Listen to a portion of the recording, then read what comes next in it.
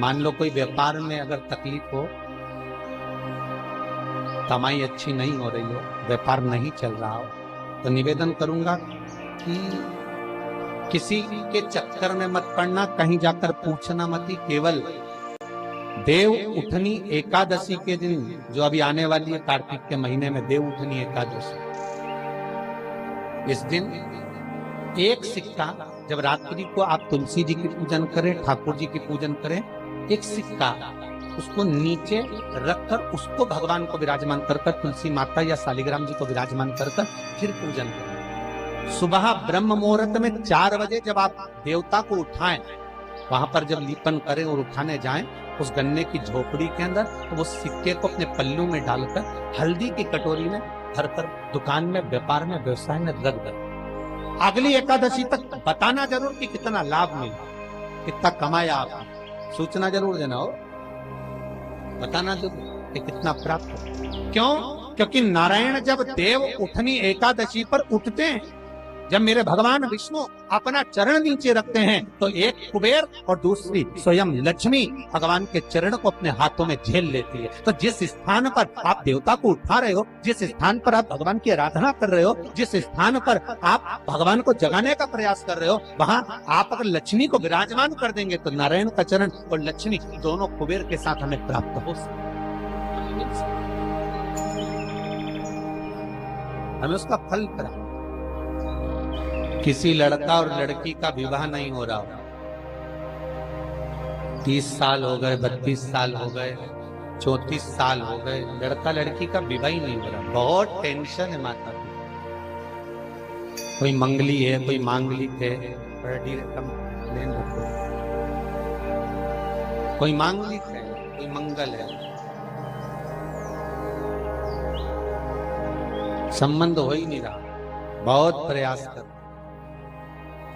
तो अब की बार कार्तिक महात्म को सुने हो आप, एक प्रयास छोटा सा कर देखो, ठीक है?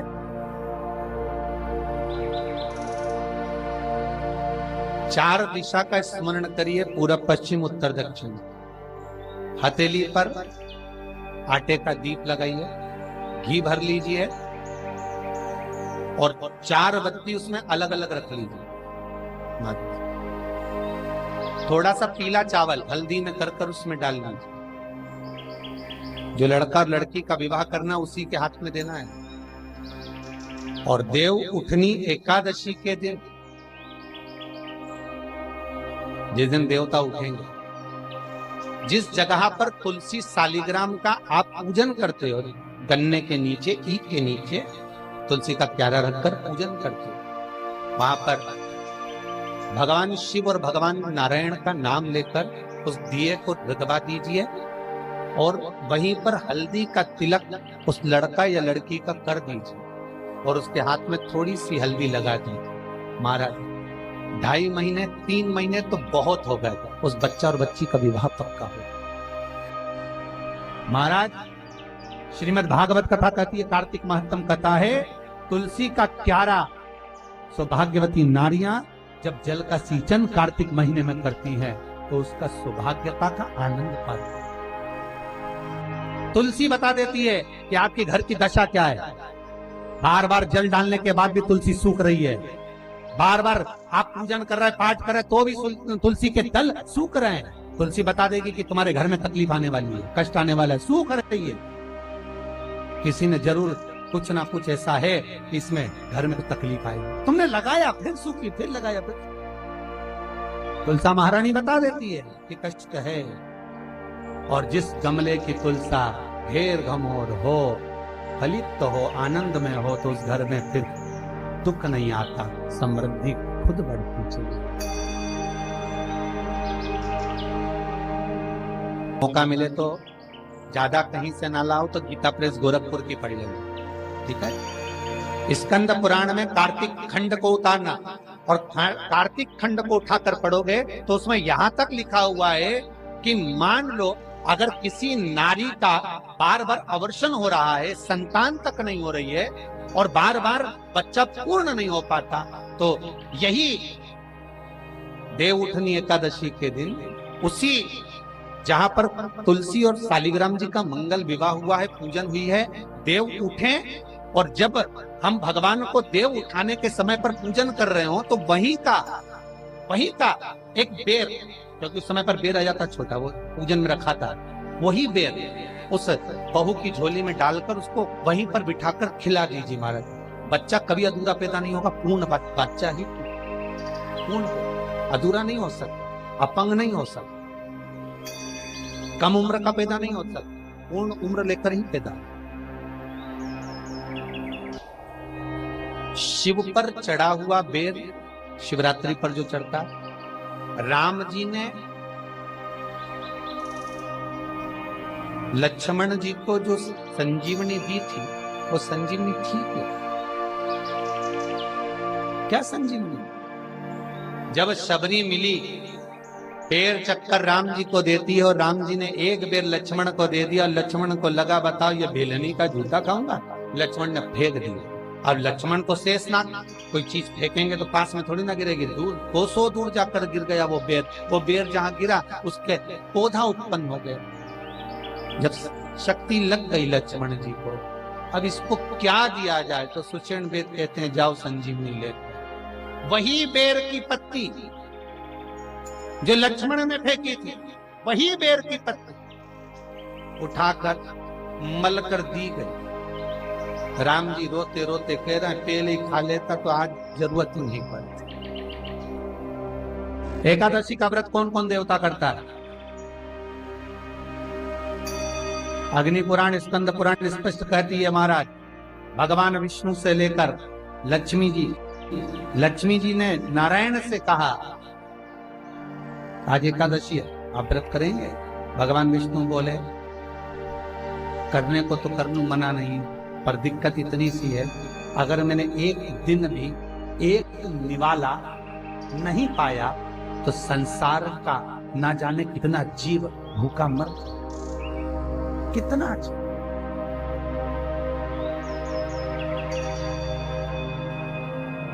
लक्ष्मी जी ने कहा तो मैं व्रत करूं कि ना करूं? नारायण के शब्द सुनिएगा महाराज, स्कंद पुराण, विष्णु पुराण, अग्नि पुराण। नारायण कहते हैं लक्ष्मी तू एकादशी का व्रत कर,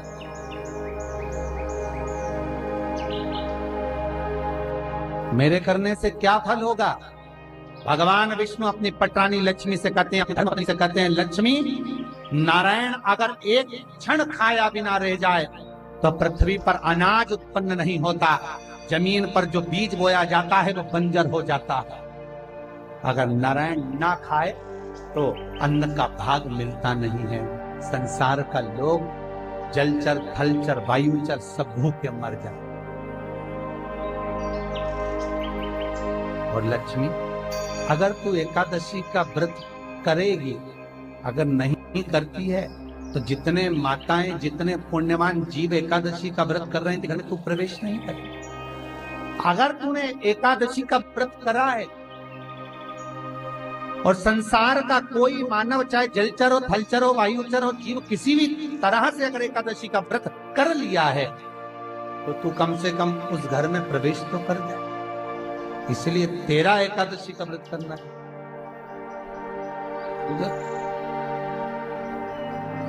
महाराज श्रीमद् भागवत कथा कह रही है, भगवान कृष्ण का पावन चरित्र कर, रुक्मणी और सत्यभामा, कालंदी, मित्रवंदा, लक्ष्मणा, सब संपूर्ण रूप से एकादशी का व्रत करते।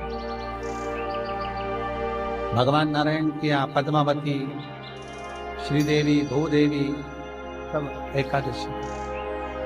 श्रीमद् भागवत कथा वर्णन कर रही है, कार्तिक महत्तम कह रहा है कि आपके जीवन में करा हुआ पुण्य सत्कर्म, अर्थात हमारा जो जन्म हुआ है वो केवल भगवत भजन के लिए, स्मरण के लिए, कीर्तन के लिए, नाम जाप के करो भगवत भजन।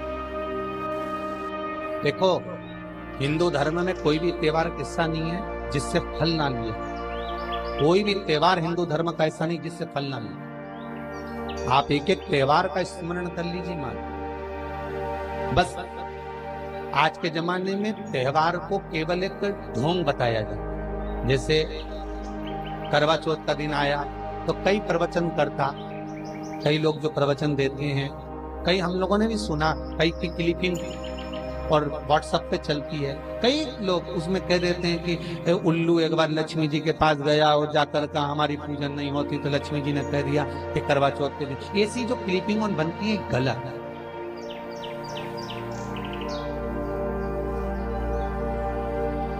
कई कथाकार कह देते हैं कि लक्ष्मी जी के पास में उल्लू गया और हमारी पूजन नहीं होती तो कह दिया करवा चौथ के दिन होगी। तो ये क्लिपिंग गलत है। ये इस तरह के जो मैसेज जगत में भेजे जाते हैं, व्हाट्सएप पर चलते हैं, इसका विरोध ये गलत। हमारे हिंदू धर्म का एक एक त्योहार, हमारे हिंदू धर्म का एक एक रीत रिवाज, हमारे भारत की भूमि का एक एक त्योहार हमें सुख और समृद्धि देने वाला, कोई साधारण नहीं है। सुख समृद्धि ही देने, वैभव देने, एक एक त्योहार, चाहे वो दिसंबर के महीने में आ रही हो हनुमान अष्टमी क्यों ना, चाहे कार्तिक पूर्णिमा क्यों ना, एकादशी क्यों ना, द्वादशी क्यों ना। क्यों? हमारे पूर्वजों ने ये सारी तिथियों का निर्माण कर शंकर भगवान के श्री विग्रह के सामने ये वारों का निर्माण हुआ था। रविवार, सोमवार, मंगल, बुध, गुरु, शुक्र, शनि, ये शंकर ने बना, तिथि शंकर ने बनाई, वार शंकर ने बनाए। एक एक जो पल है, घड़ी है, उसका जो निर्माण जो किया है वो शिव ही करे, तो कोई साधारण नहीं। गौदान और एकादशी, श्रीमद वल्लभाचार्य जी ने मायावत का खंडन करा था जगन्नाथपुरी में, और श्रीमद वल्लभाचार्य जी ने कहा था एकादशी मरने के बाद मत दो, एकादशी जीते जी दो। कहा था कि नहीं कहा था? जीते जी दान करिए। इसलिए जगदीश में, जगन्नाथपुरी में एकादशी उल्टी लटकी हुई है। करें आपने दर्शन? जगदीश में एकादशी को उल्टा लटकाया। क्यों? क्योंकि वल्लभ ने कहा कि एकादशी जीते जी दो। कई पंडितों कहते हैं तुम्हारे दादाजी मर गए, जब 12वें का दिन होता है ना तो पंडित जी संकल्प छुड़ाते हैं, दो एकादशी। बड़े बेटे ने 5 दे दी, छोटी बहू ने 3 दे दी, उसने 2 दे दी, उसने 2 दे दी। तो क्या तुम्हारे दादाजी भिखारी थे जो तुम्हारी एकादशियां लेकर जाएंगे? और तुम कौन होते हो दादाजी को एकादशी देने वाले? तुमने कौन सा इतने पुण्य कर लिए जो तुमने एकादशी दे दी? एकादशी के दान की महत्वता श्रीमद वल्लभाचार्य जी ने कहा कि कोई व्यक्ति अगर खटिया पर सड़ रहा है, पलंग पर तड़प रहा है, हॉस्पिटल में पड़ा हुआ है, तो निवेदन है कि उसको देखने जाओ तो अपनी करी हुई एकादशी में से 2 एकादशी का दान उसको तुरंत दे दो। क्यों? तो जिससे उसको मोक्ष मिल जाए, मरने के बाद नहीं। क्योंकि मरने के बाद तो वो 10वें के दिन, गरुड़ पुराण में लिखा है 10 दिन तक जीवात्मा घर की अटारी पे रहती है। कितने दिन? 10 दिन। 10 दिन के बाद जीवात्मा चली जाती है। कहां जाती है? उसको जहां जाना है। 3 दिन में उसको भोग भोगना पड़ता है जीवात्मा को। 3 दिन नरक का भोग भोगती है, उसके बाद स्वर्ग का भोग भोगती है। 18 दिन में ये प्रोसेस पूरी हो जाती है। कितने दिन? 18 दिन। 18 दिन के बाद में उस जीवात्मा को धान के खेत में पटका जाता है। किसके खेत में? धान के, चावल के खेत में। इसलिए कहते हैं एकादशी के दिन चावल मत खाओ। कहते कि नहीं कहते? और क्या कहते हैं? द्वादशी के दिन चावल खाना जरूरी है। एकादशी का पालना करना है तो द्वादशी को चावल का 1 गिलास खाओ, तब द्वादशी को चावल खाओगे तो एकादशी लगेगी। चावल नहीं खाओगे तो एकादशी नहीं लगेगी। द्वादशी को चावल खाना जरूरी है। क्यों कहते हैं? क्योंकि धान के खेत में जीव को छोड़ा जाता है, उस धान के खेत में, चावल के खेत में जीवात्मा रहती है। उसको चिड़िया खाती है तो चिड़िया के रूप में जन्म लेता है, मनुष्य खाता है तो मनुष्य के रूप में जन्म लेता है। इसलिए एकादशी के दिन चावल नहीं खाया जाता, क्योंकि एकादशी के दिन हम चावल खाएंगे तो जीव हत्या का दोष लग जाएगा। फिर कब खाना है? द्वादशी के दिन। द्वादशी के दिन क्यों खाया जाता है? क्योंकि हम एकादशी के व्रत करे रहते हैं, और पहला घासा जब चावल का खाते हैं तो अपनी करी हुई एकादशी का पुण्य, जितने जीव हमारे मुंह में जाते हैं उनको उसका पुण्य मिल जाता है, और उनका फिर जन्म नहीं होता, वो तर जाते हैं, उनको एकादशी का भाग मिल जाता है। इसलिए कहते हैं एकादशी को चावल मत खाओ, पर द्वादशी को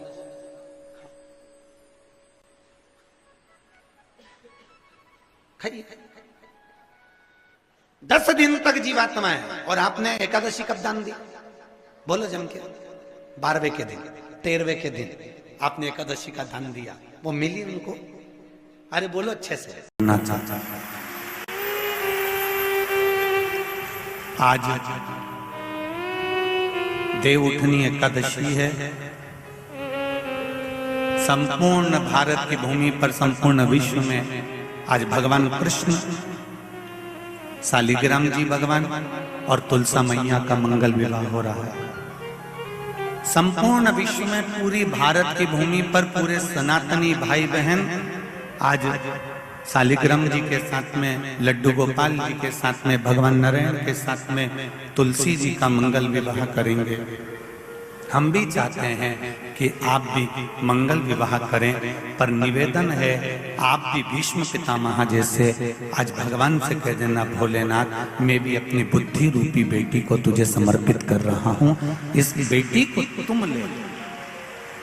सबसे ज्यादा भटकने वाली है ये बुद्धि, ये चित्त, ये वृत्ति, ये भटकता रहता है।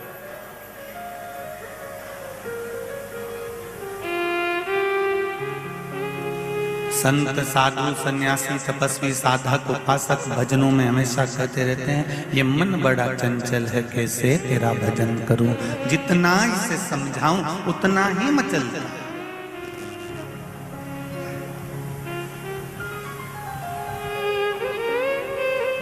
ये बुद्धि इतनी विचित्र है, ये बुद्धि, ये मन, ये चित्त इतना विचित्र है कि ये स्थिर रहता ही नहीं है।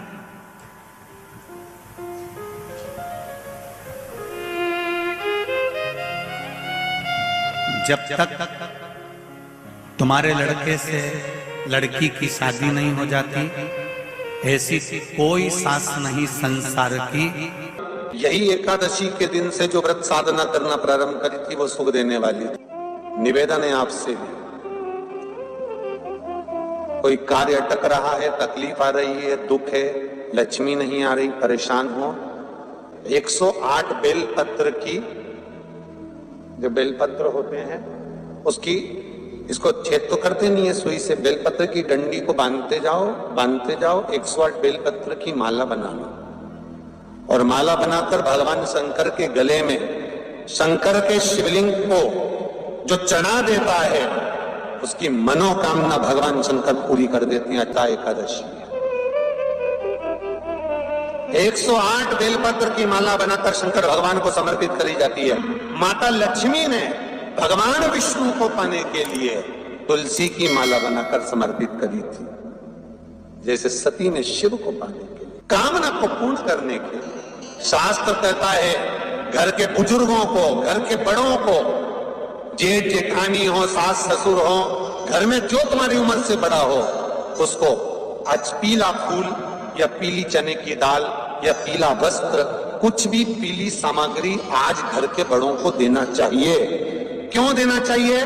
तो शिव महापुराण की कथा कहती है कि जो शुक्ल पक्षी की एकादशी के दिन पीली वस्तु का दान दे देता है, घर के किसी ब्राह्मण को देने नहीं जाना, किसी मंदिर में देने नहीं जाना, आपके ही घर में, आपके ही घर के बड़ों को कोई भी पीली चीज का दान कर सकते। फूल हो, मिठाई हो, कोई अनाज हो, कोई वस्त्र हो, पीली वस्तु का दान दे दो। क्यों होगा?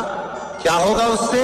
शिव महापुराण की कथा कहती है उससे जिंदगी में कभी बड़ी बीमारी प्रवेश नहीं करती। सनातन धर्म कहता है बट वृक्ष की पूजन करने वाला, बट वृक्ष के नीचे शिव की आराधना करने वाला, लोम समर्पित कर जल चढ़ाने वाले का जैसे कर्ज मुक्ति होती है, उसी तरह आंवले के वृक्ष के नीचे मात्र ताजा मिष्ठान दूध का बनाकर उस सामग्री को भगवान आंवले के वृक्ष के नीचे पूजन करने से लक्ष्मी और संपदा की वृद्धि होती है। जैसे शमी का पौधा, शमी का वृक्ष, शमी के वृक्ष के नीचे मात्र दूध और जल मिला हुआ जल, शमी के वृक्ष के नीचे मात्र ओघड़दानी अवधूतेश्वर महादेव के नाम से केवल हफ्ते में एक बार भी अगर दूध और जल का मिश्रण शमी के पौधे के नीचे कर दिया जाता है तो कहते हैं शरीर में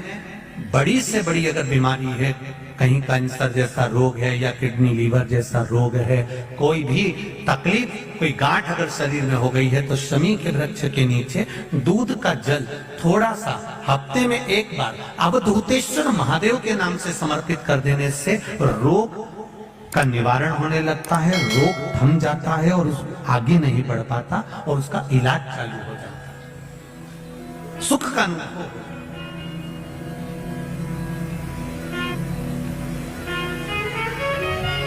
बस एक बात का स्मरण रहे आप, आंवले के वृक्ष के नीचे अगर कोई भोग लगाया गया है पा सकते हैं, पीपल के वृक्ष के नीचे कोई भोग लगाया है पा सकते हैं, बट वृक्ष के नीचे कोई भोग लगाया गया है पा सकते हैं।